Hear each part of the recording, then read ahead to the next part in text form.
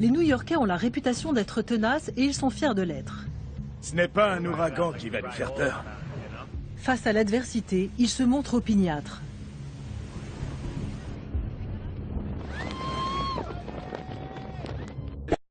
Oui. Qu'est-ce qu'on peut y faire? Mais le 29 octobre 2012... Une onde de tempête record vient d'envahir le sud de Manhattan. Ils ont trouvé un adversaire à leur mesure. C'est fou! Ça emporte tout! Ce jour-là, l'ouragan Sandy s'est abattu sur la ville. Nous sommes au cœur de la tempête. New York n'avait jamais connu d'ouragan plus dévastateur. Des vents puissants poussent une onde de tempête de plus de 4 mètres de haut. Elle envahit une surface de 132 km². Le bilan, 70 000 logements endommagés. Un quartier réduit en poussière. Nombre d'infrastructures totalement paralysées. Et 43 morts.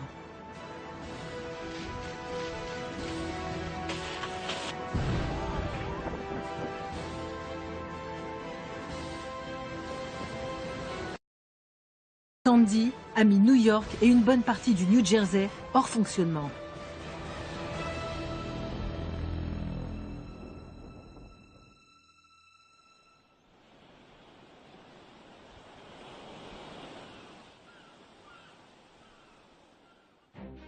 Cet ouragan était-il un événement exceptionnel ou se généralisera-t-il dans l'avenir ?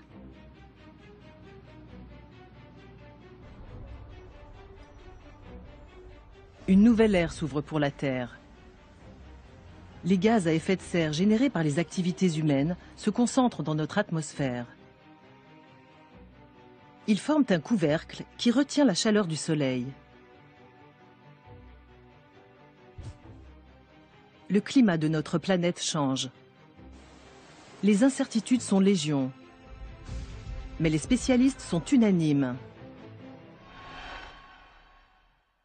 La Terre et les océans se réchauffent. Les eaux chaudes gagnent sur les eaux froides et les glaciers fondent. Résultat, le niveau des océans s'élève. Les villes côtières sont particulièrement vulnérables aux tempêtes. Le changement climatique fait monter les eaux, ce qui augmente les risques d'inondation.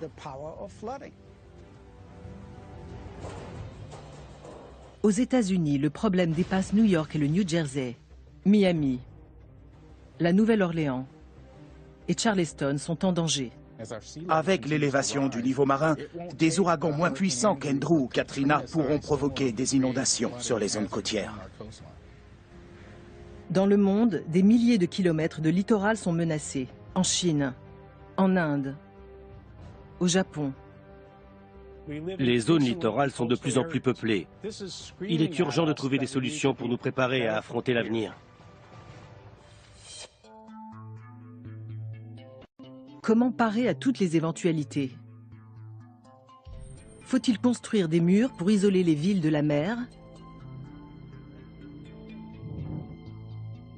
Les zones trop difficiles à protéger doivent être abandonnées. Nous devons commencer à quitter les zones les plus exposées.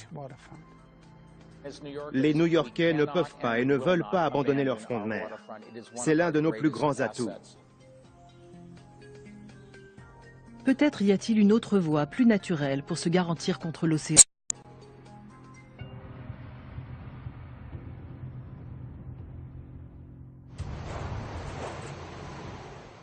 Sandy doit déclencher un sursaut national.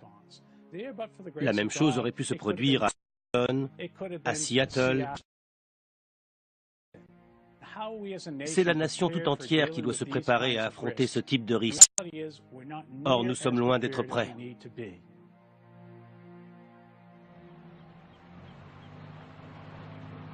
Dan Mundy est pied à la retraite. Il habite l'un des quartiers inondables de New York, Broad Channel. C'est un îlot situé au milieu de Jamaica Bay, à l'extrémité sud de Queens. L'altitude au-dessus du niveau de la mer est de 1,20 m. C'est un endroit exceptionnel et très différent du reste de la ville. Quand les gens découvrent ces lieux, ils nous disent « c'est magnifique, quel panorama ». Dan Mundy a construit un mur pour protéger sa maison. Voilà mon rempart. Il y a 250 tonnes de pierre.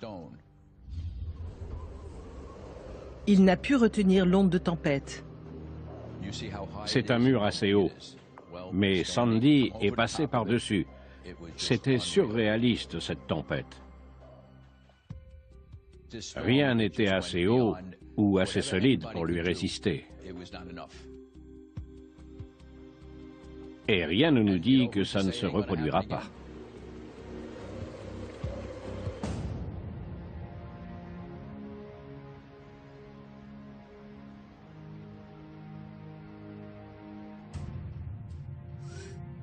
Sandy a dévasté la péninsule de Rockaway, située à 1,50 m au-dessus du niveau de la mer. Le quartier de Red Hook, à Brooklyn, 2,40 m au-dessus du niveau de la mer. Staten Island, 1,20 m.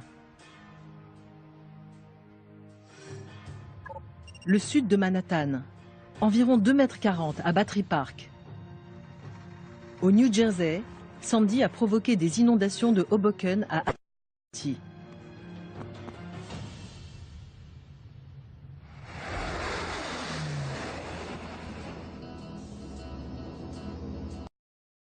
On n'est plus de savoir si cela va se reproduire.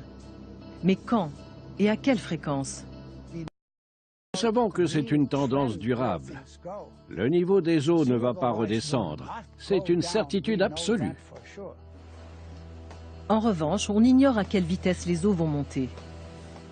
Au cours du siècle dernier, dans la région de New York, le niveau de la mer s'est élevé de 30 cm. Un phénomène principalement dû à l'affaissement des sols. Quelles sont les prévisions pour les 100 prochaines années? Cela dépendra du Groenland. D'énormes blocs se détachent des glaciers et se dirigent vers la mer.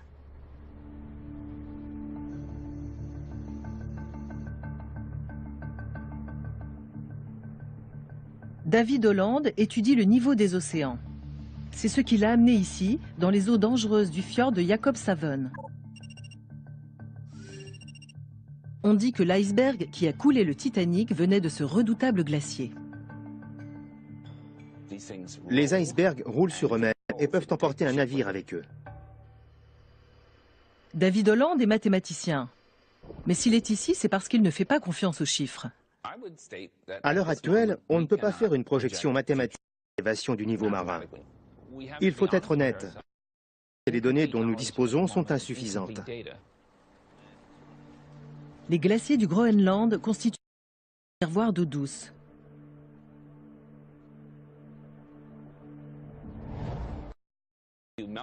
Si on faisait fondre tout le Groenland, le niveau global des mers est de 6 mètres.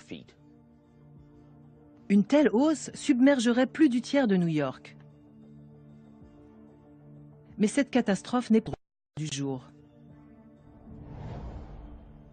La fonte des glaces n'est pas un phénomène récent. Les glaciers du Groenland reculent lentement depuis la fin de la dernière période glaciaire. Mais il semble qu'avec le réchauffement climatique, le mouvement de la glace vers la mer s'accélère. Pour David Holland, ce phénomène s'explique par le réchauffement de l'eau. Lorsqu'un glacier glisse sur le socle rocheux, sa base entre en contact avec l'eau salée. En 1997, El Niño a perturbé les courants océaniques.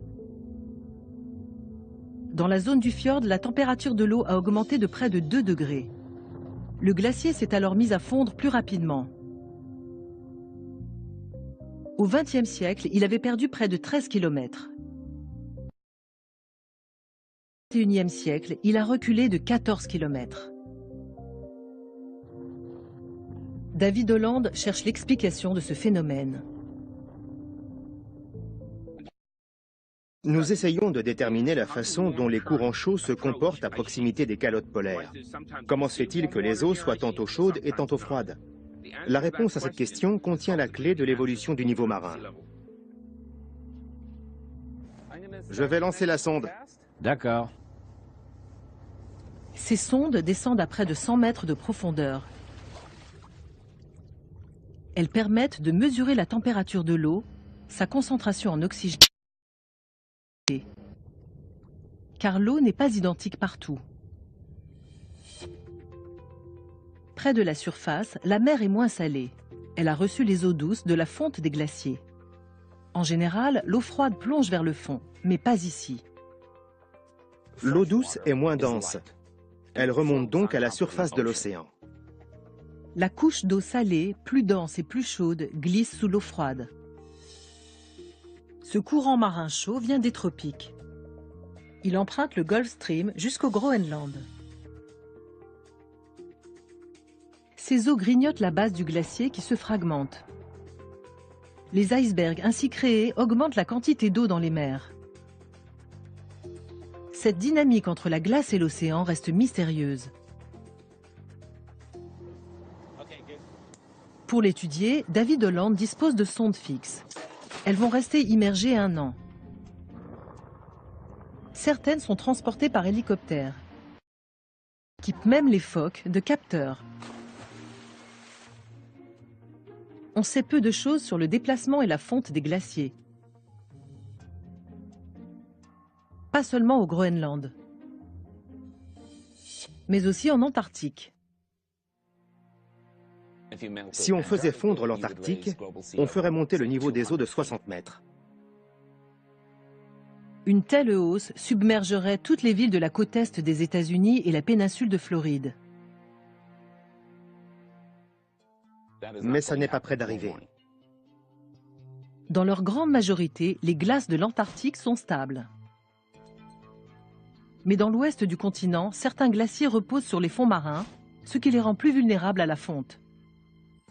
En 2002, la plateforme Larsen B, une barrière de glace de 3900 km², s'est effondrée. Derrière elle, le glacier s'est retrouvé exposé à une fonte rapide. David Holland craint que le phénomène ne se reproduise sur des glaciers voisins. Ce sont des zones immenses et l'eau chaude passe tout près. Si les courants océaniques chauds de l'hémisphère sud atteignaient ces glaciers, ce serait la catastrophe. Il reste encore beaucoup d'inconnus. Mais selon les dernières estimations, le niveau des mers devrait s'élever de 60 cm à 1,50 m d'ici 2100. Pour David Holland, il faut se préparer à bien pire pour protéger les villes côtières.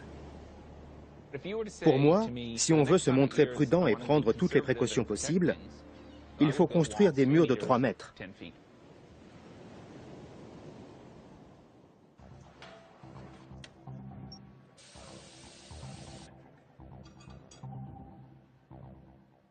David Holland a pu constater par lui-même les menaces qui pèsent sur le littoral, car il habite ici, au cœur de Manhattan. Avec sa femme Denise, il occupe un appartement situé en hauteur. Lorsque Sandy a frappé, ils étaient au sec. Et puis, la ville a été plongée dans la nuit. Pendant 5 jours, elle s'est retrouvée privée d'électricité, de chauffage et d'eau. C'était surréaliste. Une tempête a désorganisé cette ville et ses énormes infrastructures. C'était le chaos. Sandy a bouleversé la vie de 250 000 New-Yorkais. Les infrastructures de la ville n'ont pas résisté à l'ouragan.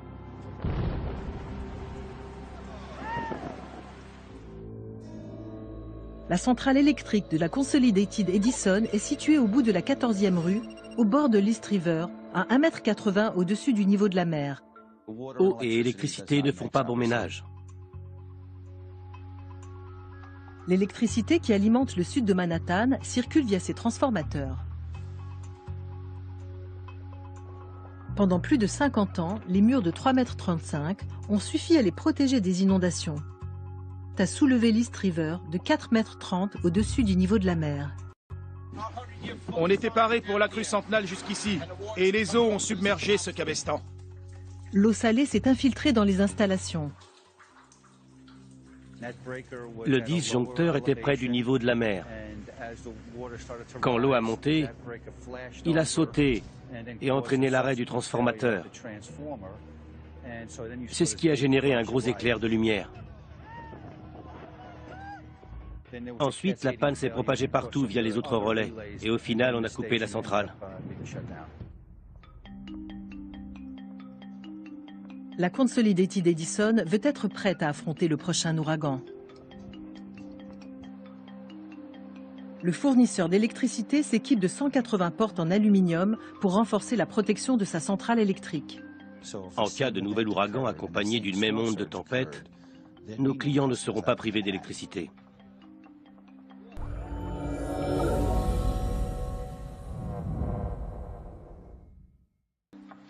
Sous les trottoirs de la ville, on installe des équipements résistants à l'eau.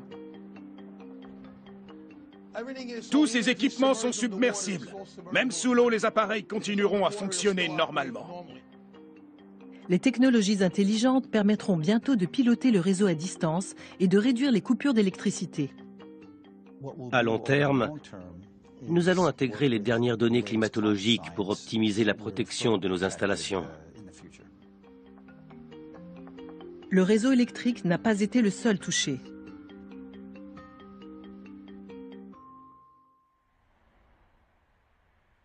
Dans l'ouest de Manhattan, l'opérateur téléphonique Verizon a vécu des heures sombres. En 100 ans d'existence, aucune catastrophe n'avait causé plus de dégâts sur notre réseau filaire que l'ouragan Sandy. Le siège mondial de Verizon se trouve au 140 West Street. Le bâtiment est situé à 230 mètres de l'Hudson, à environ 1,70 m au-dessus du niveau de la mer. En temps normal, l'entrée art déco de l'immeuble est rutilante. Le 29 octobre 2012, elle s'est transformée en piscine. L'eau s'est engouffrée par les portes avant et arrière de l'immeuble. Elle s'est ensuite infiltrée dans les cages d'ascenseur, a dévalé les escaliers pour envahir nos 5 niveaux en sous-sol. Le cœur de Verizon se trouve au sous-sol. Les câbles téléphoniques, ces fils de cuivre acheminent les signaux vers les postes fixes des clients. Au niveau inférieur, une pompe au diesel alimente les générateurs de secours du 10e étage.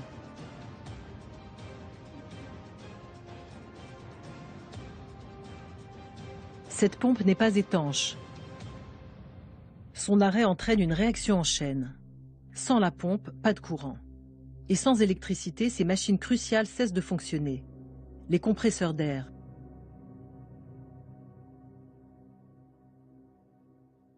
Pour éviter les infiltrations, les câbles sont pressurisés, car l'eau et surtout l'eau salée détruit le cuivre.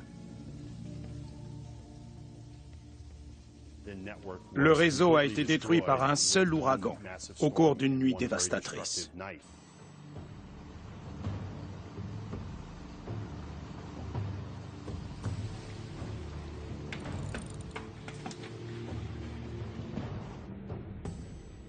Au matin, la quasi-totalité des lignes fixes du sud de Manhattan était coupée.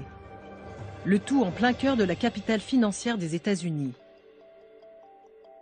De ce chaos est sortie une petite lueur d'espoir, la fibre optique. Ces longs fils de verre ultra fins, capables de transmettre voix et données, sont plus performants que les câbles de cuivre. Et ils sont imperméabilisés.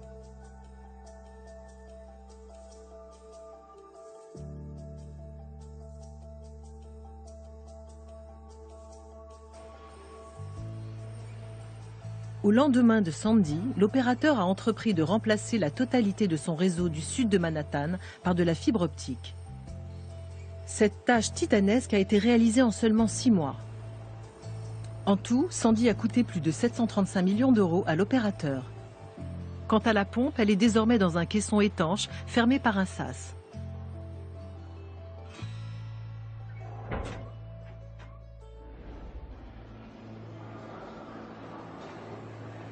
Le plus grand défi à venir sera de protéger le métro de New York.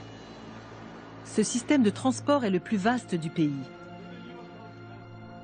Sandy a causé ici 3,7 milliards d'euros de dégâts.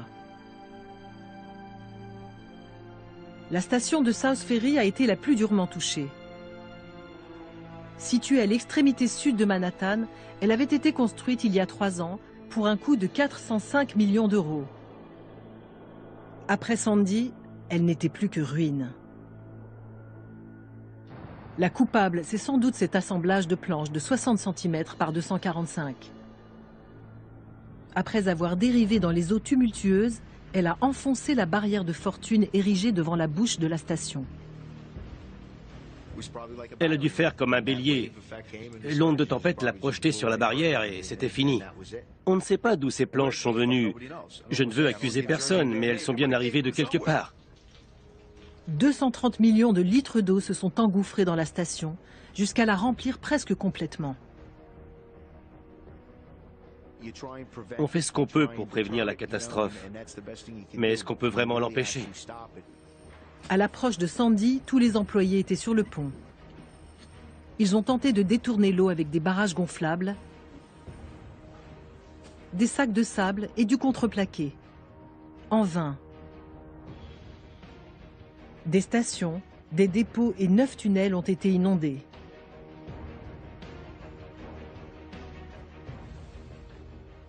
L'eau arrivait de partout. On ne pouvait pas l'arrêter. Il aurait fallu Superman. Le tunnel routier qui relie Brooklyn au sud de Manhattan a connu le même sort. On a abandonné la partie et évacué tout le monde. Il faut partir! 300 millions de litres d'eau de mer se sont engouffrés dans le tunnel, le remplissant presque complètement.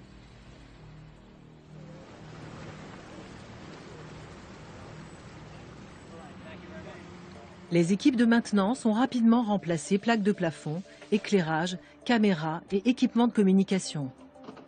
Le tunnel a ainsi pu être rouvert à la circulation 2 semaines après l'ouragan. Mais il faudra des années de travail pour remettre l'installation en état. Après ça, ils ont testé un barrage gonflable à l'eau. Il pourrait défendre le tunnel lors d'un prochain ouragan. L'université de West Virginia a aussi eu l'idée d'un énorme bouchon gonflable. Des menuisiers ont érigé un mur en contreplaqué, là où l'eau s'est engouffrée. Mais à long terme, ces mesures à petite échelle pourront-elles suffire?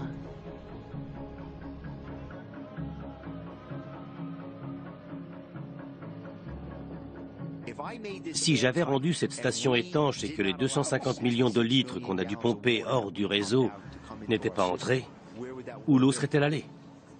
Dans les rues, les sous-sols et les rez-de-chaussée de tous les immeubles des alentours. Il ne suffit pas d'empêcher l'eau d'entrer. Il faut une concertation au niveau de toute la région pour décider de la meilleure façon de gérer un tel phénomène.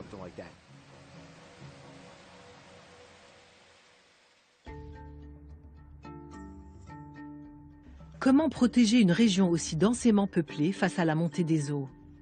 Pour le savoir, les spécialistes se tournent vers un pays en lutte perpétuelle contre l'eau, les Pays-Bas.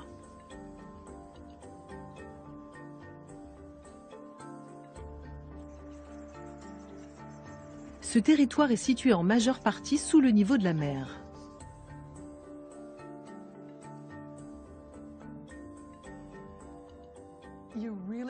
On se demande pourquoi les gens sont venus s'installer là. C'était un lieu extrêmement hostile.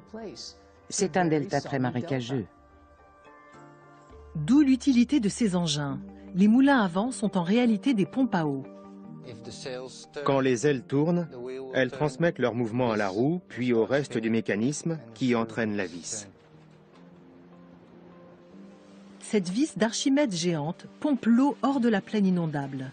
Ils ont été construits vers 1450 et nous ont permis de coloniser des zones qui étaient auparavant inhabitables.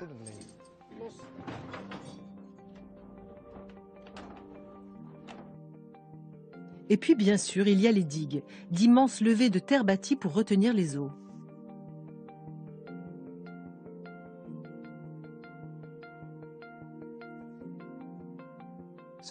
Les Néerlandais défendent leur pays contre la mer depuis plusieurs siècles.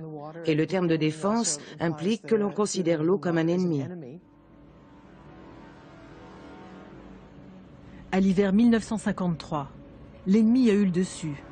Un violent ouragan s'est abattu sur la mer du Nord.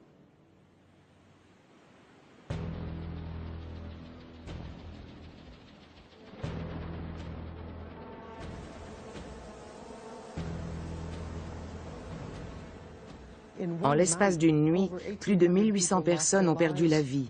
Des dizaines de milliers de gens se sont retrouvés sans abri et 1 million d'animaux ont été noyés. Dans ma famille, on sait ce que c'est que de voir sa maison détruite par l'eau. Après cette inondation, nous avons décidé que ça n'arriverait plus jamais. D'où la mise en place du plan Delta.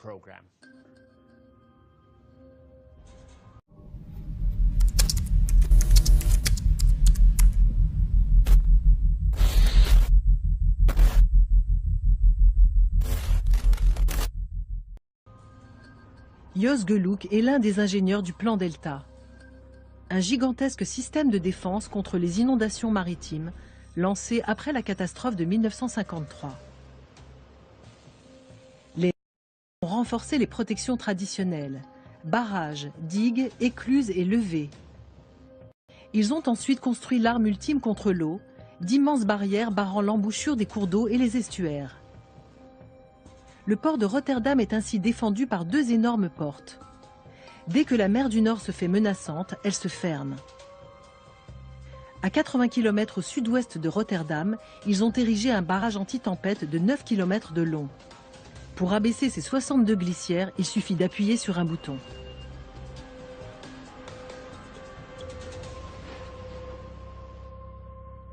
Ce plan a été conçu pour résister à des inondations qui surviennent une fois tous les 4000 ans.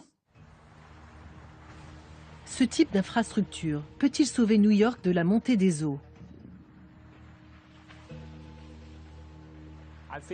Les Américains sont en train de prendre conscience de la menace venue de l'océan. Et ils vont investir dans la protection de leur pays contre l'eau. Pour un Néerlandais, il est surprenant qu'une ville de la taille de New York, avec un tel nombre de gens exposés au danger, ne dispose d'aucune protection, pas même une digue.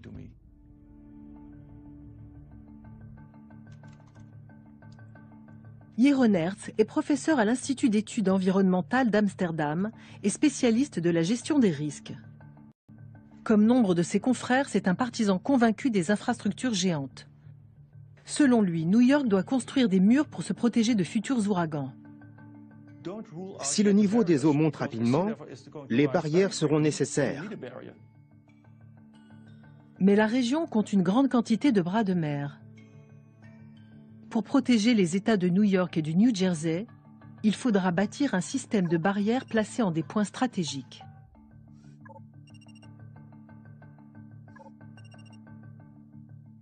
Un plan d'action prévoit la construction d'un immense ouvrage de protection sur les Narrows, le détroit qui sépare Staten Island de Brooklyn. Le concept serait la combinaison de 2 infrastructures hollandaises, une barrière géante à glissières et 2 portes monumentales.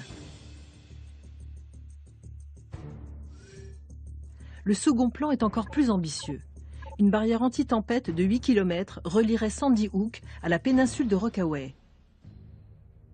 Jonathan Goldstick est ingénieur. Cette barrière lui tient à cœur. Mais il admet qu'un tel projet se chiffre en dizaines de milliards d'euros. L'analyse coût-avantage n'est pas clairement positive, mais c'est un bon retour sur investissement et la structure retient vraiment l'eau.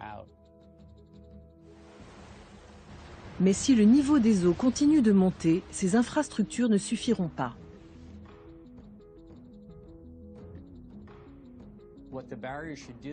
Cette barrière est une mesure de protection à court terme.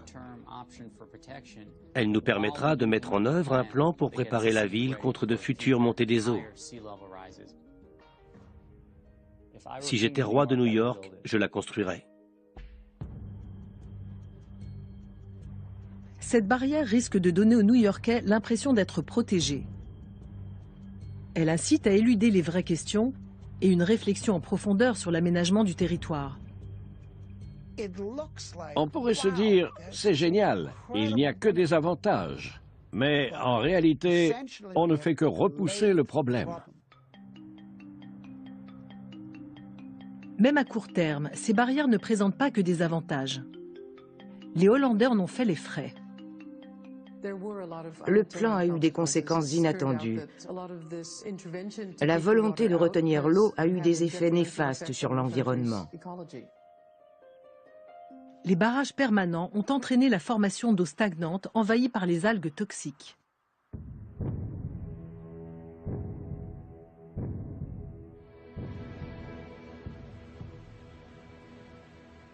Les structures permanentes et les îles artificielles réduisent de 30% le volume des marées.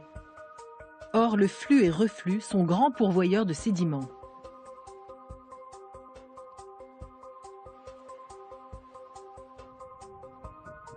Les bancs de sable, les zones humides et les parcs à huîtres disparaissent, et avec eux la protection naturelle qu'ils fournissaient. C'est pour cette raison que les Néerlandais s'orientent aujourd'hui vers une nouvelle approche et tâchent d'être moins interventionnistes.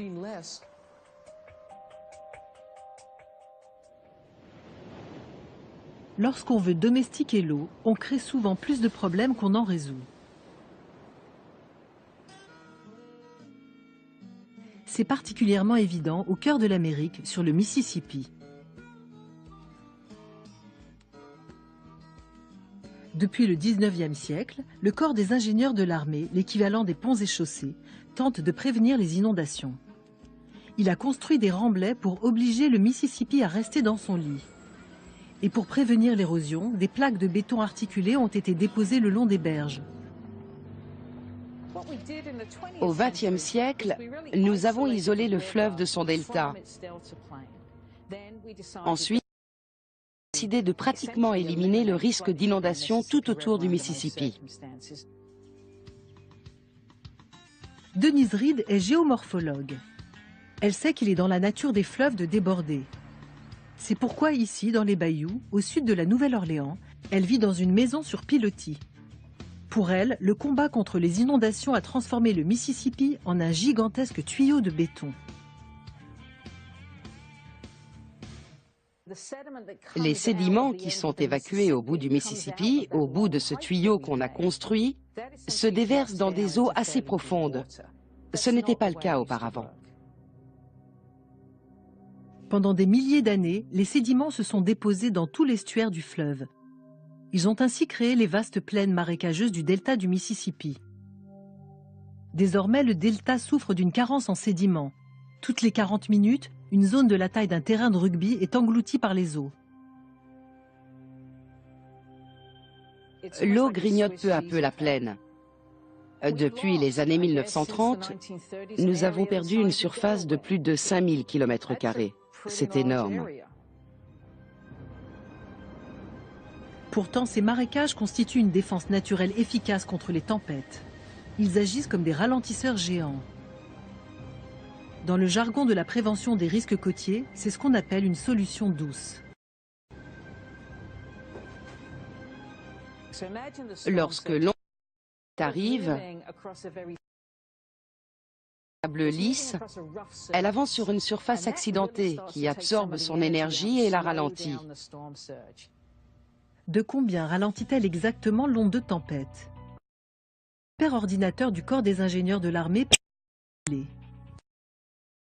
Jane Mackey est hydraulicienne. Elle a modélisé les effets d'une tempête ordinaire sans les marécages à l'heure actuelle, près de la Nouvelle-Orléans. Il est clair que sans les zones humides, la taille des ondes de tempête et des vagues augmente.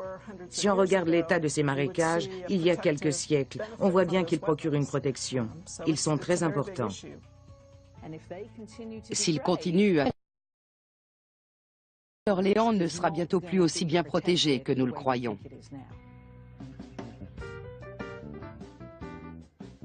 La Nouvelle-Orléans est située au cœur du delta du Mississippi. La ville, ravagée par l'ouragan Katrina en 2005, commence à retrouver un peu de sa joie de vivre. Désormais, elle est protégée par 214 km de barrières, de digues, de murs anti-inondation, de portes et de stations de pompage.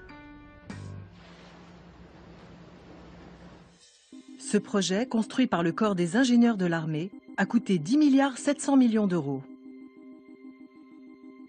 C'est un modèle en matière d'ouvrages lourds de protection. Nous avons repoussé le périmètre, c'est-à-dire que nous sommes allés au-devant de l'onde de tempête au lieu de la laisser entrer dans la ville.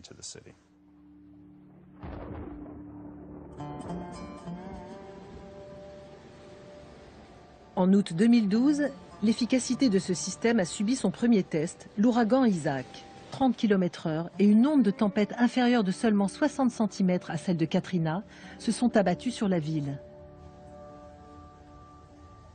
Cette fois, la Nouvelle-Orléans n'a pas été envahie par les eaux. Mais la ville est située en dessous du niveau de la mer. Pour Denise Reed, sans un changement de méthode, elle ne sera pas longtemps en sécurité. Une ville qui n'est séparée de l'océan que par une digue n'est pas aussi bien protégée de la mer qu'une ville qui dispose à la fois d'une digue et d'une vaste zone de marécage. C'est évident.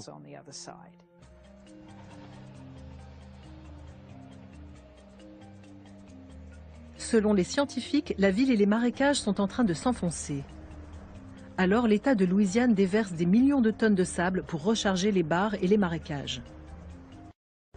On cherche à reproduire la façon dont la nature disperse les sédiments du Mississippi.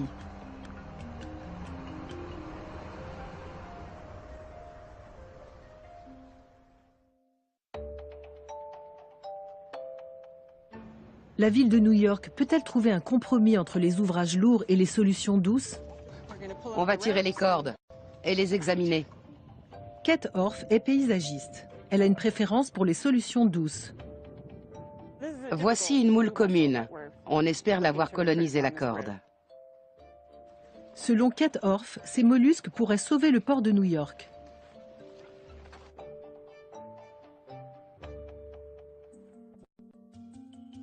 Les moules sont ce qu'on appelle une espèce clé de voûte. C'est la pièce maîtresse du dispositif imaginé par la paysagiste. Un port rempli de parcs à huîtres, de moules et d'îlots offrant une défense naturelle marine. La raison fermer les portes ou un rempart contre l'océan, c'est les écosystèmes et la vie marine peuvent jouer un rôle dans la création d'un port résilient. Au cours des siècles passés, nous avons appris qu'on ne peut pas cloisonner les problèmes. Nous vivons dans un écosystème où tout est intimement lié. Dan Mundy est lui aussi un apôtre des solutions douces, surtout dans les marais salants de Jamaica Bay.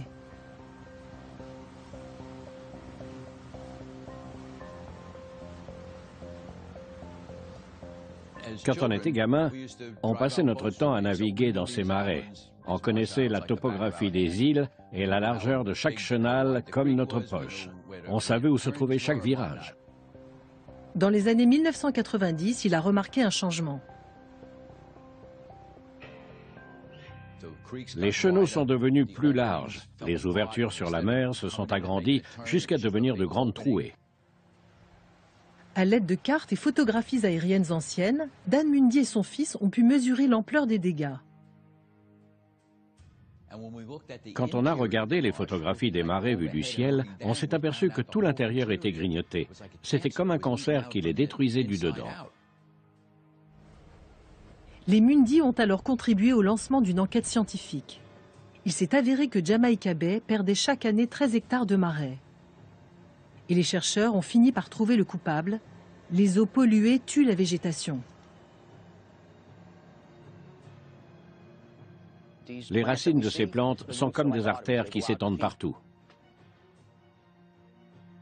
Sans le tissu de végétation qui les relie, les îles de sable se dissolvent. Depuis des années, les Mundy se battent pour la préservation des marais. Aujourd'hui, la pollution est en baisse et la qualité de l'eau remonte. Ils ont contribué à lever des millions d'euros pour reconstruire plusieurs îles, dont celle-ci.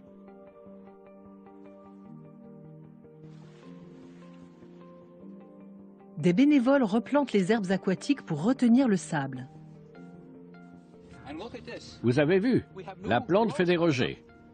Ces jeunes pousses, c'est la chose la plus encourageante que j'ai vue depuis le début de ce projet. Ça veut dire que la végétation commence à s'établir. On va pouvoir laisser la zone évoluer.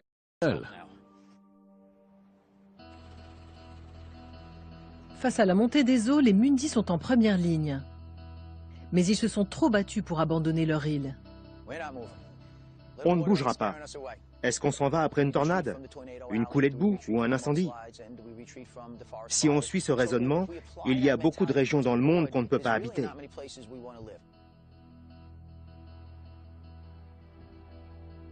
Nous allons retrouver une eau de qualité, reconstruire les marais. Cela va contribuer à la résilience de la ville et à protéger le littoral. Dans leur combat, les Mundis ont trouvé un allié inattendu. Le corps des ingénieurs de l'armée a tiré les leçons de ses erreurs dans le Mississippi. Désormais, il semble opter pour les solutions d'eau. C'est lui qui a construit les nouvelles îles. Il faut construire un estuaire sain, avec des marais salants et des îles qui absorbent les vagues. On peut combiner des infrastructures lourdes et vertes. Les lourdes, ce sont nos constructions traditionnelles en béton. Et les vertes, ce sont les solutions douces. On connaît bien les structures lourdes, on commence à connaître les solutions naturelles, mais on ne sait pas encore comment les combiner. Alors, le corps se concentre sur le sable. Il recharge les plages des Rockaway et de Jersey City, une forme de protection qui a fait ses preuves. Pour l'instant, on a surtout mis en œuvre des solutions douces. Réintroduire du sable sur les plages de sable. L'idée est de gagner du temps pour élaborer une solution durable qui sera plus complexe. Pour la plupart des spécialistes, les solutions douces ne suffiront pas à protéger New York d'un nouvel ouragan de catégorie 3.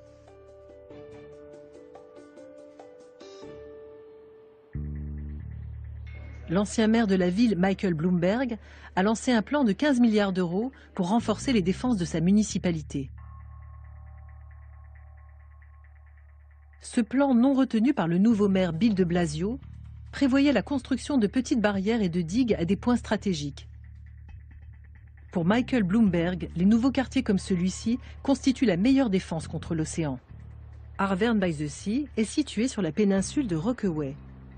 Ici, les résidences ont été surélevées à 3 mètres au-dessus de la plage. Elles sont en outre équipées d'un système de drainage pour les marées de tempête. À la différence des quartiers voisins, elles ont peu souffert du passage de Sandy. C'est le principe même de la résilience. On ne peut pas lutter contre l'eau, mais on peut construire un habitat capable en quelque sorte de l'absorber et qui ne sera pas détruit en cas d'ouragan. Il faut accepter de laisser entrer l'eau. Ce changement de paradigme est précisément la tendance actuelle aux Pays-Bas. Les fondements même de notre système de prévention des risques liés à l'eau sont soumis à une révision très critique. Au milieu des années 1990, les Pays-Bas ont connu des inondations dévastatrices. Cet événement a coïncidé avec la publication de rapports alarmants sur les effets du changement climatique. La région allait connaître à la fois une montée des eaux et une augmentation des précipitations. Il fallait désormais compter avec des crues plus importantes des cours d'eau, mais aussi à une montée du niveau de la mer. C'est un problème, parce que les rivières se jettent dans la mer. Si le niveau de la mer monte, les cours d'eau auront du mal à s'y déverser librement. Le gouvernement néerlandais a donc lancé un plan appelé « Plus d'espace pour le fleuve ». Dans les zones les plus exposées aux inondations, on a demandé aux fermiers de partir. Leurs terrains ont été rachetés afin de pouvoir déplacer les digues. Ainsi, en cas de débordement, les cours d'eau inonderont des zones vides sans endommager l'habitat ou le tissu économique. Aujourd'hui, nous souhaitons rendre la terre au système hydrographique. C'est un grand pas en avant. Les terres agricoles ne sont pas les seules impliquées dans ce vaste plan. À Nimègue, on redessine le paysage pour faire de la place au Vaal. On a ainsi détruit une péninsule pour ne laisser qu'une petite île.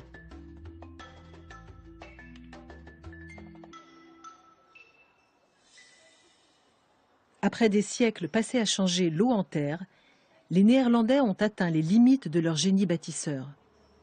Il n'est pas possible de protéger tout et toujours. Est-ce le début d'un recul stratégique ?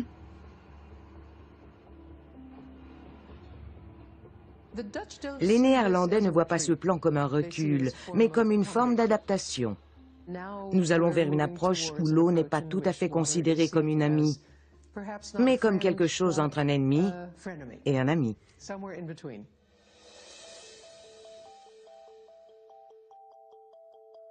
Certains quartiers de Rotterdam se trouvent à plus de 6 mètres au-dessous du niveau de la mer.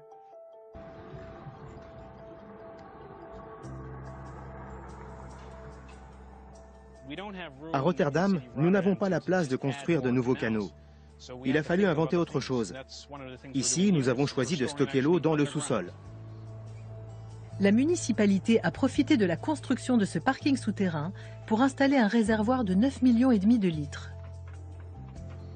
10 fois par an, de fortes pluies entraînent l'ouverture des valves. Le réservoir se remplit. On évite ainsi les inondations et on empêche les eaux non traitées de se déverser dans le port.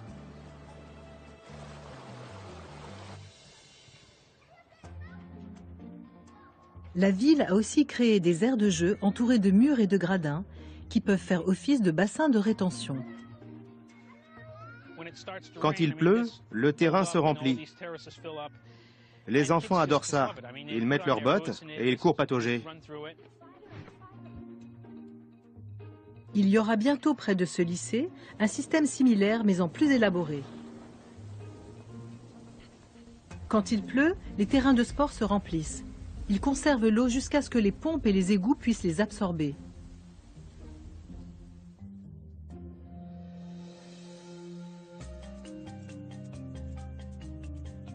Garder les pieds au sec a toujours été la grande priorité des Néerlandais. Au fil des siècles, ils ont découvert une vérité capitale. Lutter contre l'eau comme s'il s'agissait d'un ennemi mortel est aussi vain que de se battre contre des moulins à vent. Pour New York, le temps presse. Car non seulement les eaux montent, mais les prochains ouragans pourraient être plus destructeurs. La puissance de Sandy a suscité nombre d'interrogations. Ce monstre était-il le produit du changement climatique ? Je ne sais pas si cet ouragan est dû au changement de climat, mais une chose est sûre, le réchauffement augmente la probabilité de phénomènes climatologiques extrêmes. Selon certains modèles climatiques, le nombre d'ouragans pourrait diminuer. Mais ceux qui se formeront seront plus puissants que ceux d'aujourd'hui. Tous les modèles et théories semblent s'accorder sur un point. La fréquence des phénomènes de haute intensité de catégorie 3, 4 ou 5 devrait augmenter. Les ouragans sont d'immenses moteurs thermiques alimentés par l'évaporation des eaux chaudes à la surface des océans. Si le climat se réchauffe, il y a davantage d'évaporation, et donc des tempêtes plus puissantes. À l'heure actuelle, lors des plus puissants ouragans, les vents de surface atteignent environ 320 km/h. On peut imaginer que dans un siècle, les ouragans de cette catégorie généreront des rafales de 350 km/h, soit une augmentation de 10%. Cette différence n'est pas anodine. Quand la vitesse du vent augmente, les dégâts augmentent de façon exponentielle. Il serait donc plus puissant que les ouragans actuels. C'est très inquiétant.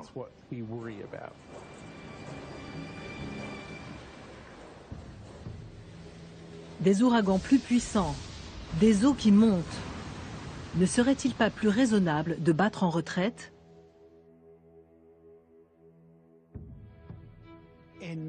Ce sera inévitable dans de nombreuses régions. La Floride est condamnée.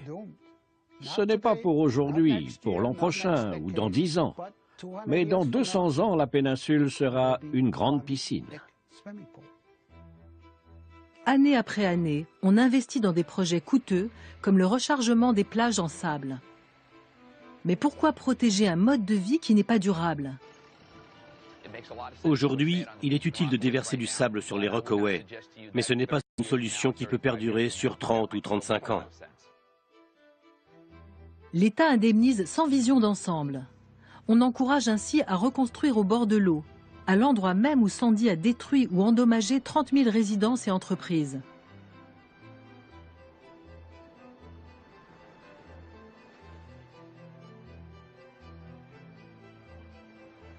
À Broad Channel, les polices d'assurance ont atteint des sommets. Dan Mundy craint que cela ne signe la mort de sa ville. Ce sont des gens qui travaillent. Ils prennent les transports chaque jour pour se rendre au bureau. Ils gagnent 60 ou 65 000 euros par an. Ils arrivent tout juste à payer leur crédit. Cette charge supplémentaire risque de devenir insurmontable. C'est l'une des innombrables difficultés nées dans le sillage de Sandy. Quand elle a le dos au mur, l'Amérique sait réagir. C'est un problème extrêmement vaste qui touche beaucoup de secteurs économiques. Cette catastrophe est notre chance de changer la donne.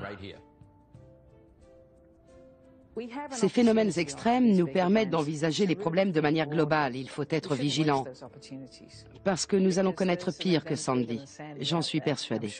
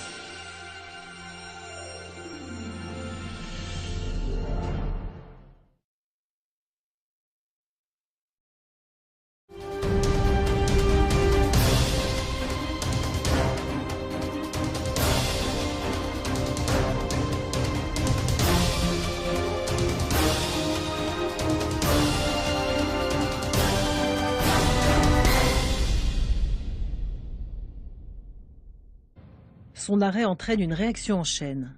Sans la pompe, pas de courant. Et sans électricité, ces machines cruciales cessent de fonctionner. Les compresseurs d'air.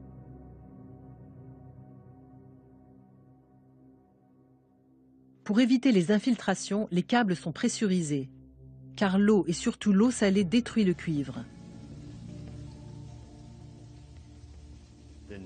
Le réseau a été détruit par un seul ouragan au cours d'une nuit dévastatrice.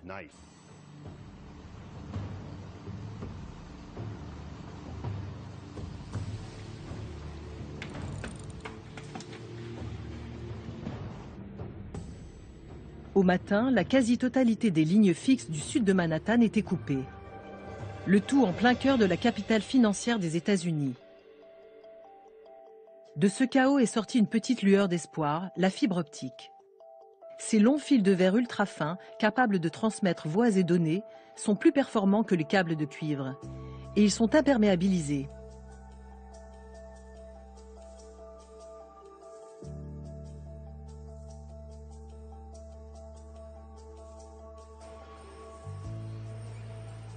Au lendemain de Sandy, l'opérateur a entrepris de remplacer la totalité de son réseau du sud de Manhattan par de la fibre optique. Cette tâche titanesque a été réalisée en seulement 6 mois. En tout, Sandy a coûté plus de 735 millions d'euros à l'opérateur. Quant à la pompe, elle est désormais dans un caisson étanche, fermé par un sas.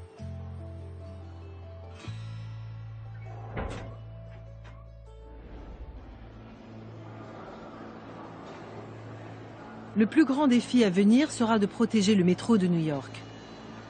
Ce système de transport est le plus vaste du pays. Sandy a causé ici 3,7 milliards d'euros de dégâts. La station de South Ferry a été la plus durement touchée.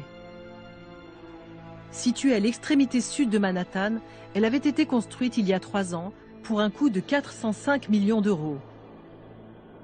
Après Sandy, elle n'était plus que ruine.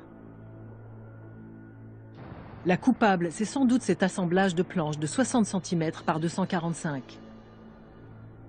Après avoir dérivé dans les eaux tumultueuses, elle a enfoncé la barrière de fortune érigée devant la bouche de la station. Elle a dû faire comme un bélier. L'onde de tempête l'a projetée sur la barrière et c'était fini. On ne sait pas d'où ces planches sont venues. Je ne veux accuser personne, mais elles sont bien arrivées de quelque part. 230 millions de litres d'eau se sont engouffrés dans la station, jusqu'à la remplir presque complètement.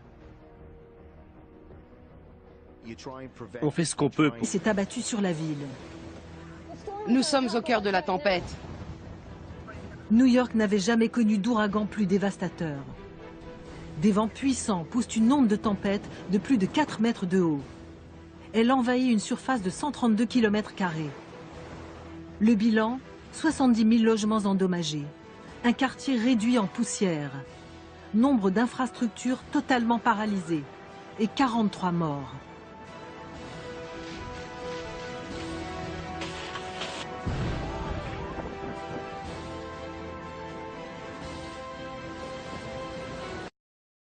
Sandy a mis New York et une bonne partie du New Jersey hors fonctionnement.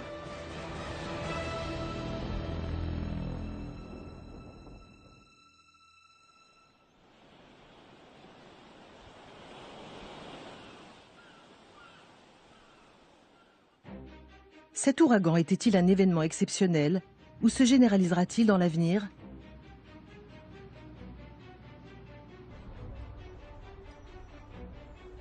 Une nouvelle ère s'ouvre pour la Terre. Les gaz à effet de serre générés par les activités humaines se concentrent dans notre atmosphère. Ils forment un couvercle qui retient la chaleur du Soleil. Le climat de notre planète change. Les incertitudes sont légion. Mais les spécialistes sont unanimes. La Terre et les océans se réchauffent. Les eaux chaudes gagnent sur les eaux froides.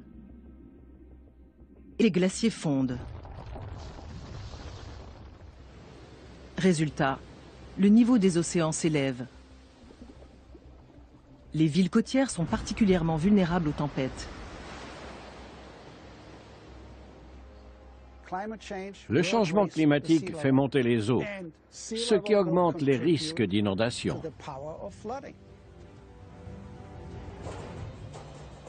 Aux États-Unis, le problème dépasse New York et le New Jersey.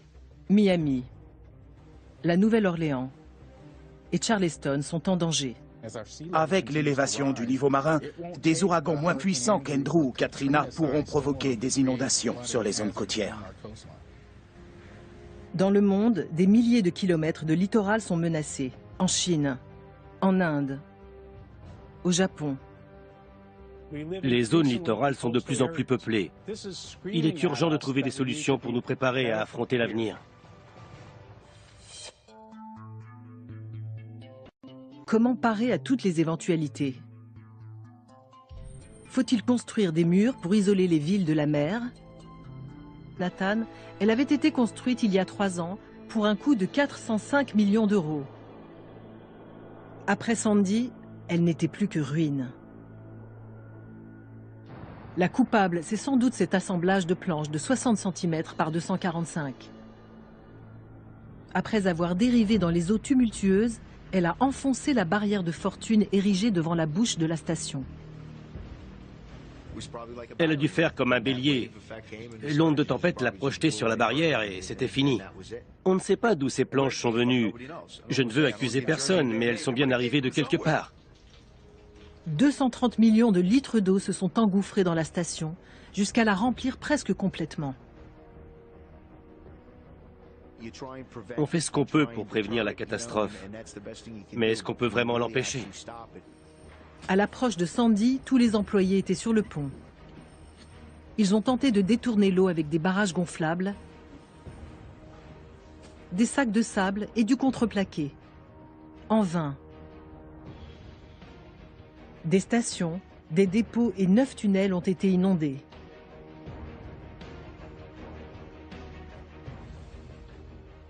L'eau arrivait de partout. On ne pouvait pas l'arrêter. Il aurait fallu Superman.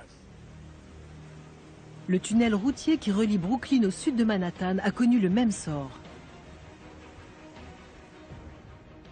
On a abandonné la partie et évacué tout le monde. Il faut partir! 300 millions de litres d'eau de mer se sont engouffrés dans le tunnel, le remplissant presque complètement.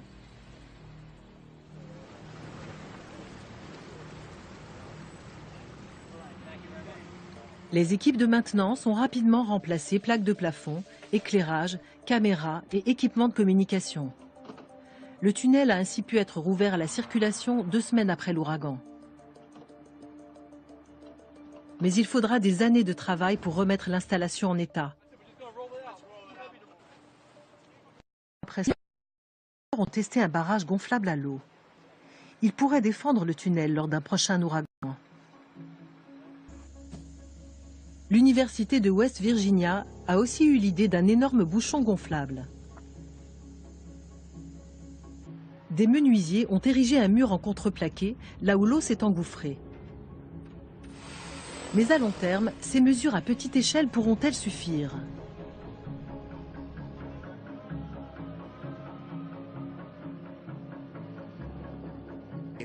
Si j'avais rendu cette station étanche et que les 250 millions de litres qu'on a dû pomper hors du réseau n'étaient pas entrés, où l'eau serait-elle allée? Dans les rues, les sous-sols et les rez-de-chaussée de tous les immeubles. En Chine, en Inde, au Japon. Les zones littorales sont de plus en plus peuplées. Il est urgent de trouver des solutions pour nous préparer à affronter l'avenir. Comment parer à toutes les éventualités? Faut-il construire des murs pour isoler les villes de la mer? Les zones trop difficiles à protéger doivent être abandonnées. Nous devons commencer à quitter les zones les plus exposées.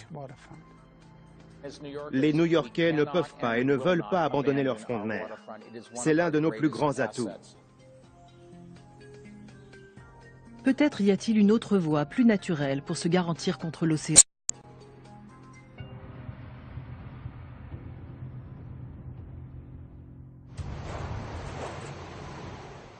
Sandy doit déclencher un sursaut national. La même chose aurait pu se produire à Washington, à Seattle. C'est la nation tout entière qui doit se préparer à affronter ce type de risque. Or, nous sommes loin d'être prêts.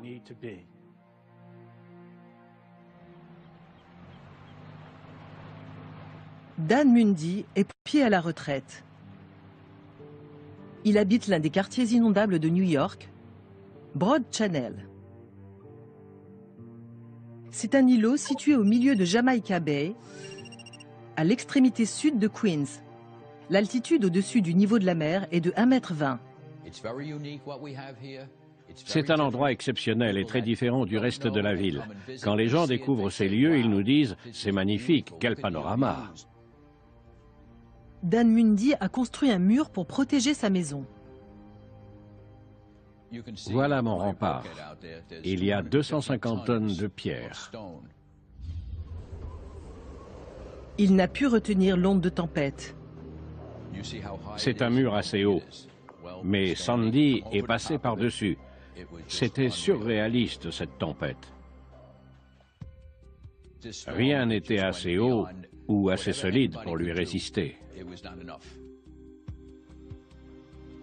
Et rien ne nous dit que ça ne se reproduira pas.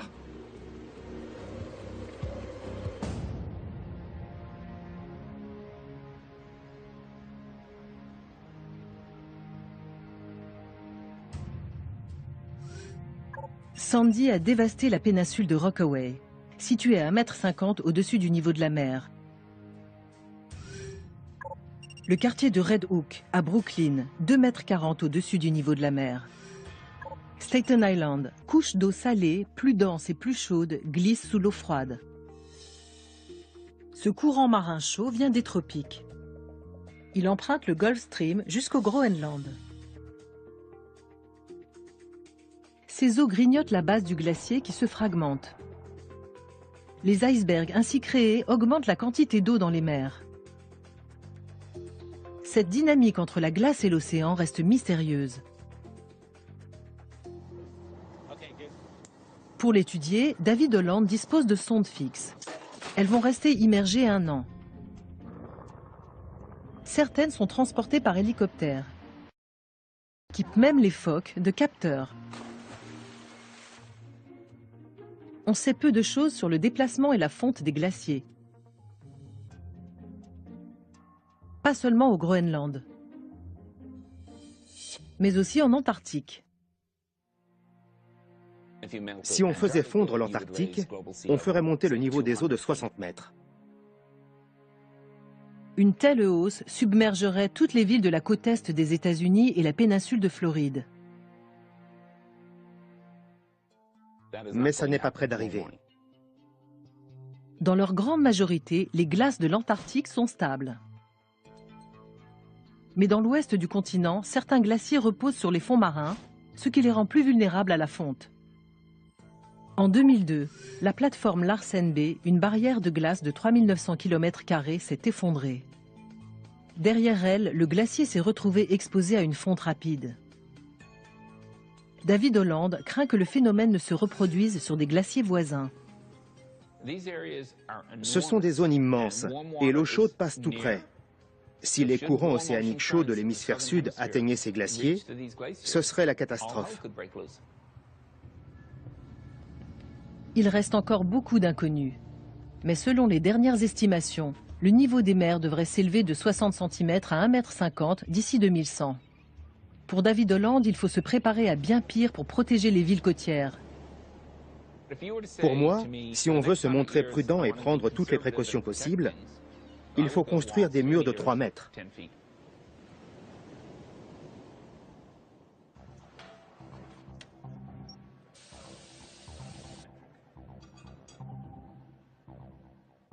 David Holland a pu constater par lui-même les menaces qui pèsent sur le littoral, car il habite ici, au cœur de Manhattan.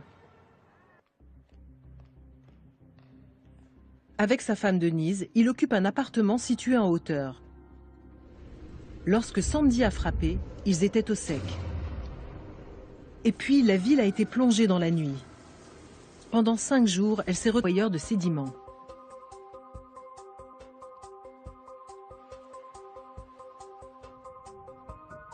Les bancs de sable, les zones humides et les parcs à huîtres disparaissent, et avec eux la protection naturelle qu'ils fournissaient. C'est pour cette raison que les Néerlandais s'orientent aujourd'hui vers une nouvelle approche et tâchent d'être moins interventionnistes.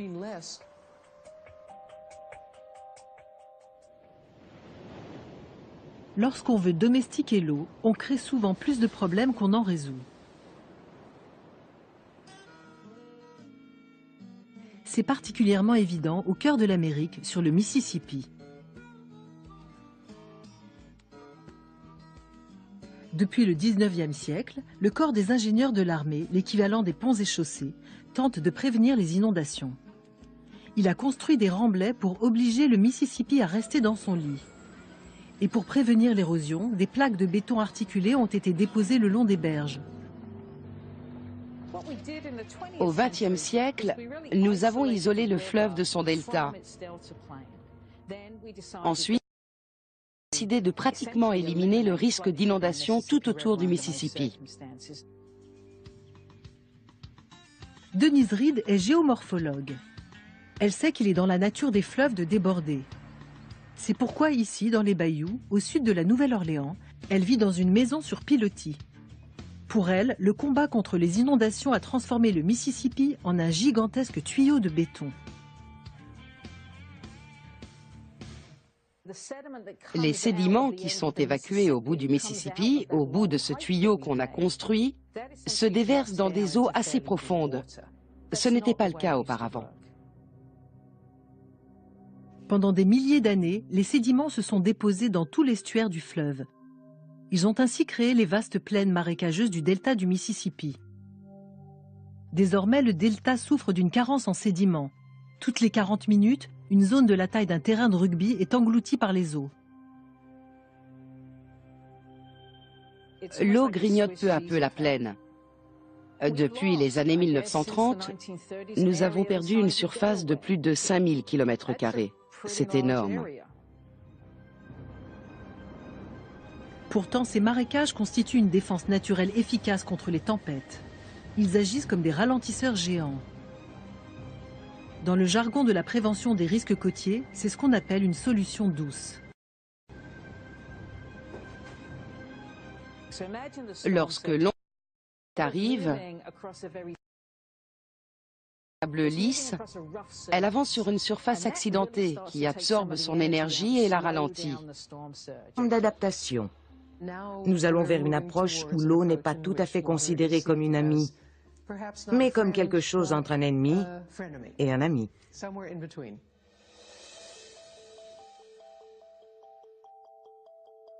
Certains quartiers de Rotterdam se trouvent à plus de 6 mètres au-dessous du niveau de la mer.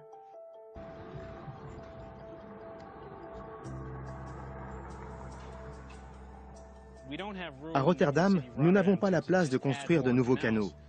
Il a fallu inventer autre chose. Ici, nous avons choisi de stocker l'eau dans le sous-sol. La municipalité a profité de la construction de ce parking souterrain pour installer un réservoir de 9,5 millions de litres.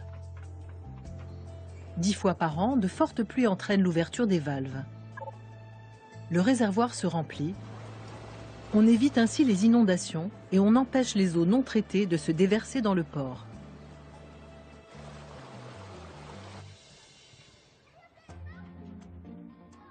La ville a aussi créé des aires de jeu entourées de murs et de gradins qui peuvent faire office de bassins de rétention.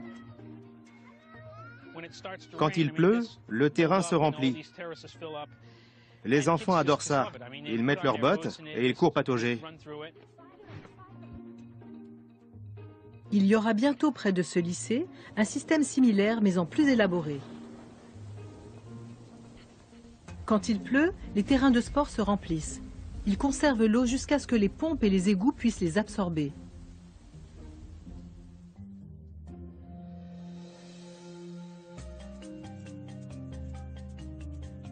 Garder les pieds au sec a toujours été la grande priorité des Néerlandais. Au fil des siècles, ils ont découvert une vérité capitale. Lutter contre l'eau comme s'il s'agissait d'un ennemi mortel est aussi vain que de se battre contre des moulins à vent. Pour New York, le temps presse. Car non seulement les eaux montent, mais les prochains ouragans pourraient être plus destructeurs. La puissance de Sandy a suscité nombre d'interrogations. Ce monstre était-il le produit du changement climatique ? Je ne sais pas si cet ouragan est dû au changement de climat, mais une chose est sûre, le réchauffement augmente la probabilité de phénomènes climatologiques extrêmes. Selon certains modèles climatiques, le nombre d'ouragans pourrait diminuer. Mais ceux qui se formeront seront plus puissants que ceux d'aujourd'hui. Tous les modèles et théories semblent s'accorder sur un point. La fréquence des phénomènes de haute intensité de catégorie 3, 4 ou 5 devrait augmenter. Et à bien pire pour protéger les villes côtières. Pour moi, si on veut se montrer prudent et prendre toutes les précautions possibles, il faut construire des murs de 3 mètres.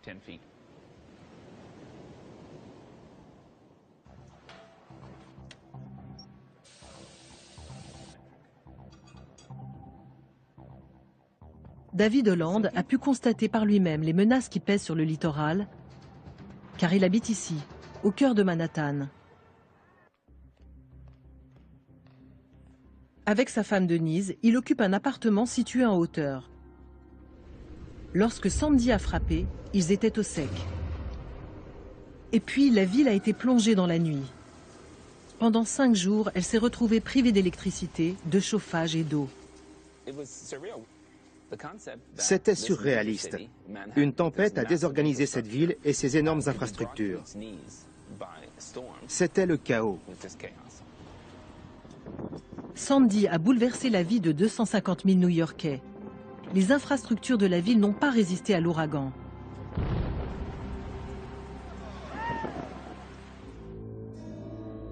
La centrale électrique de la Consolidated Edison est située au bout de la 14e rue, au bord de l'East River, à 1,80 m au-dessus du niveau de la mer. Eau et électricité ne font pas bon ménage. L'électricité qui alimente le sud de Manhattan circule via ces transformateurs.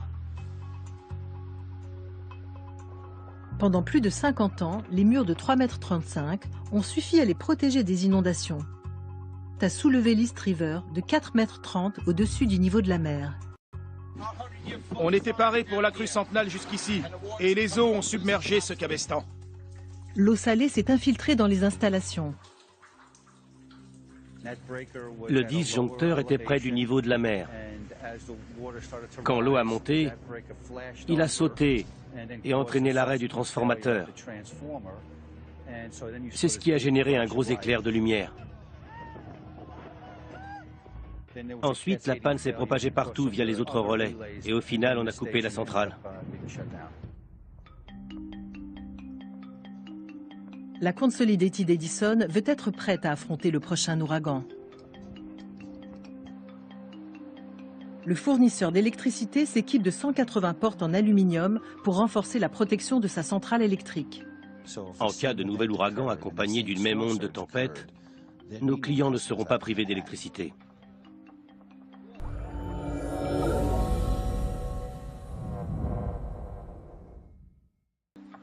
Sous les trottoirs de la ville, on installe des équipements résistants à l'eau. Tous ces équipements... Le bâtiment est situé à 230 mètres de l'Hudson, à environ 1,70 m au-dessus du niveau de la mer. En temps normal, l'entrée art déco de l'immeuble est rutilante. Le 29 octobre 2012, elle s'est transformée en piscine. L'eau s'est engouffrée par les portes avant et arrière de l'immeuble. Elle s'est ensuite infiltrée dans les cages d'ascenseur, a dévalé les escaliers pour envahir nos 5 niveaux en sous-sol. Le cœur de Verizon se trouve au sous-sol. Les câbles téléphoniques, ces fils de cuivre acheminent les signaux vers les postes fixes des clients. Au niveau inférieur, une pompe au diesel alimente les générateurs de secours du 10e étage.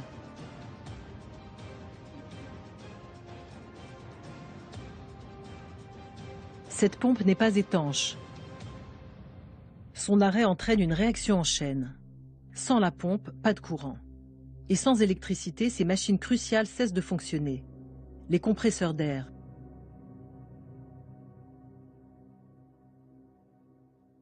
Pour éviter les infiltrations, les câbles sont pressurisés, car l'eau et surtout l'eau salée détruit le cuivre. Le réseau a été détruit par un seul ouragan au cours d'une nuit dévastatrice.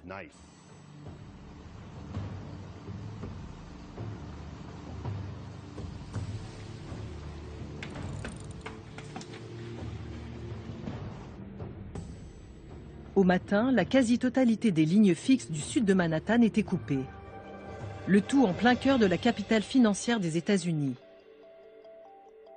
De ce chaos est sortie une petite lueur d'espoir, la fibre optique.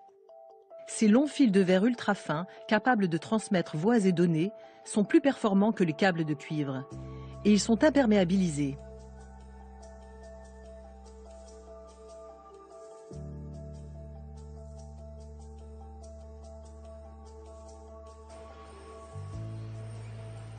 Au lendemain de Sandy, l'opérateur a entrepris de remplacer la totalité de son réseau du sud de Manhattan par de la fibre optique. Cette tâche titanesque a été réalisée en seulement 6 mois. En tout, Sandy a coûté plus de 735 millions d'euros à l'opérateur. Quant à la pompe, elle est désormais dans un caisson étanche, fermé par un sas.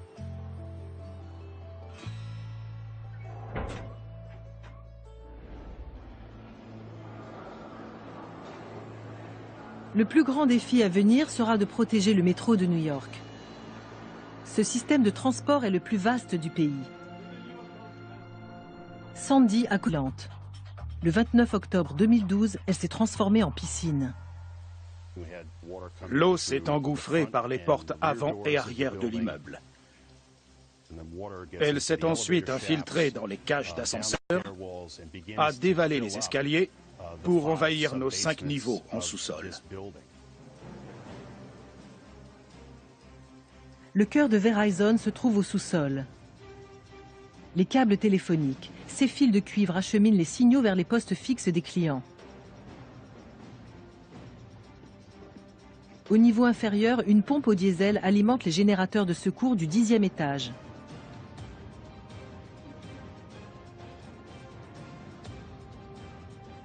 Cette pompe n'est pas étanche. Son arrêt entraîne une réaction en chaîne. Sans la pompe, pas de courant. Et sans électricité, ces machines cruciales cessent de fonctionner. Les compresseurs d'air.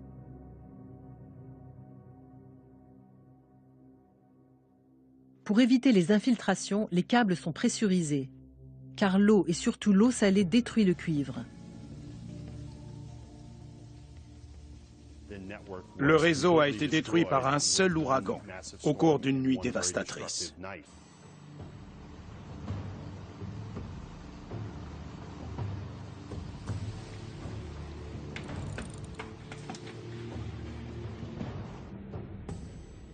Au matin, la quasi-totalité des lignes fixes du sud de Manhattan était coupée. Le tout en plein cœur de la capitale financière des États-Unis. De ce chaos est sortie une petite lueur d'espoir, la fibre optique. Ces longs fils de verre ultra fins, capables de transmettre voix et données, sont plus performants que les câbles de cuivre. Et ils sont imperméabilisés.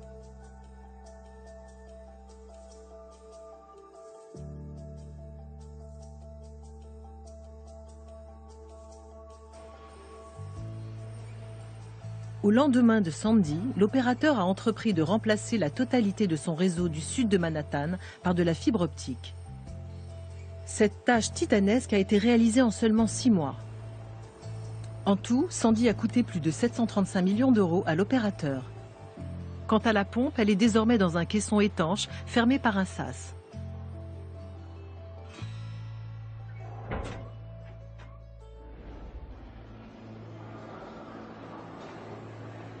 Le plus grand défi à venir sera de protéger le métro de New York.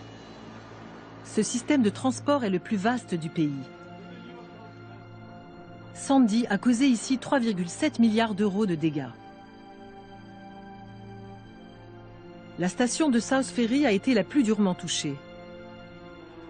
Située à l'extérieur de portes et de stations de pompage. Ce projet, construit par le corps des ingénieurs de l'armée, a coûté 10,7 milliards d'euros. C'est un modèle en matière d'ouvrages lourds de protection. Nous avons repoussé le périmètre, c'est-à-dire que nous sommes allés au-devant de l'onde de tempête au lieu de la laisser entrer dans la ville.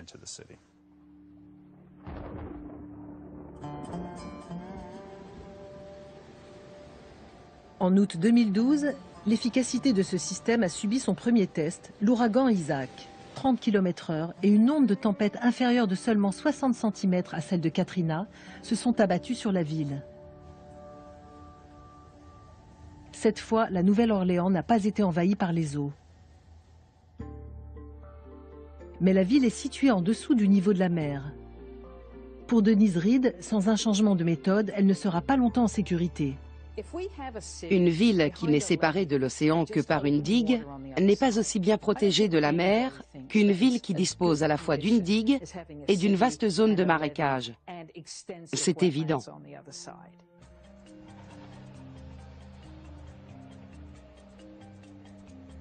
Selon les scientifiques, la ville et les marécages sont en train de s'enfoncer. Alors l'État de Louisiane déverse des millions de tonnes de sable pour recharger les barres et les marécages. On cherche à reproduire la façon dont la nature disperse les sédiments du Mississippi.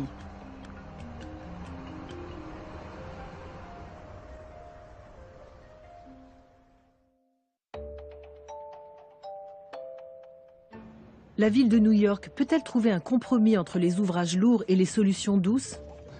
On va tirer les cordes et les examiner. Kate Orff est paysagiste. Elle a une préférence pour les solutions douces. Voici une moule commune. On espère l'avoir colonisé la corde. Selon Kate Orff, ces mollusques pourraient sauver le port de New York.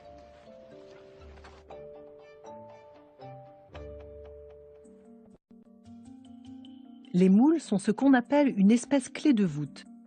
C'est la pièce maîtresse du dispositif imaginé par la paysagiste. Un port rempli de parcs à huîtres, de moules et d'îlots offrant une défense naturelle marine. La réserve fermer les portes ou un rempart contre l'océan.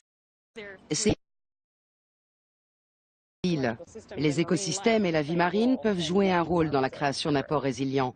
Au cours des siècles passés, nous avons appris qu'on ne peut pas cloisonner les problèmes. Nous vivons dans un écosystème où tout est intimement lié. Dan Mundy est lui aussi un apôtre des solutions douces. Surtout. Pourtant, ces marécages constituent une défense naturelle efficace contre les tempêtes. Ils agissent comme des ralentisseurs géants. Dans le jargon de la prévention des risques côtiers, c'est ce qu'on appelle une solution douce. Lorsque l'onde arrive, lisse, elle avance sur une surface accidentée qui absorbe son énergie et la ralentit. De combien ralentit-elle exactement l'onde de tempête? Ordinateur du corps des ingénieurs de l'armée. Jane Mackey est hydraulicienne. Elle a modélisé les effets d'une tempête ordinaire sans les marécages à l'heure actuelle, près de la Nouvelle-Orléans. Il est clair que sans les zones humides, la taille des ondes de tempête et des vagues augmente. Si on regarde l'état de ces marécages, il y a quelques siècles, on voit bien qu'ils procurent une protection. Ils sont très importants. S'ils continuent, Orléans ne sera bientôt plus aussi bien protégé que nous le croyons.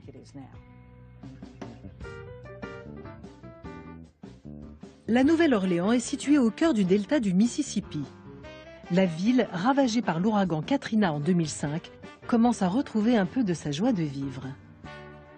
Désormais, elle est protégée par 214 km de barrières, de digues, de murs anti-inondation, de portes et de stations de pompage. Ce projet, construit par le corps des ingénieurs de l'armée, a coûté 10,7 milliards d'euros. C'est un modèle en matière d'ouvrages lourds de protection. Nous avons repoussé le périmètre, c'est-à-dire que nous sommes allés au-devant de l'onde de tempête au lieu de la laisser entrer dans la ville.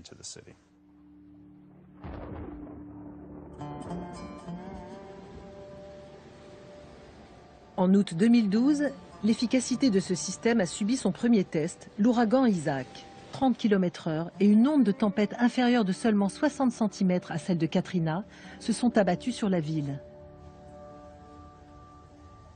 Cette fois, la Nouvelle-Orléans n'a pas été envahie par les eaux. Mais la ville est située en dessous du niveau de la mer. Pour Denise Reed, sans un changement de méthode, elle ne sera pas longtemps en sécurité. Une ville qui n'est séparée de l'océan que par une digue n'est pas aussi bien protégée de la mer qu'une ville qui dispose à la fois d'une digue et d'une vaste zone de marécage. C'est évident.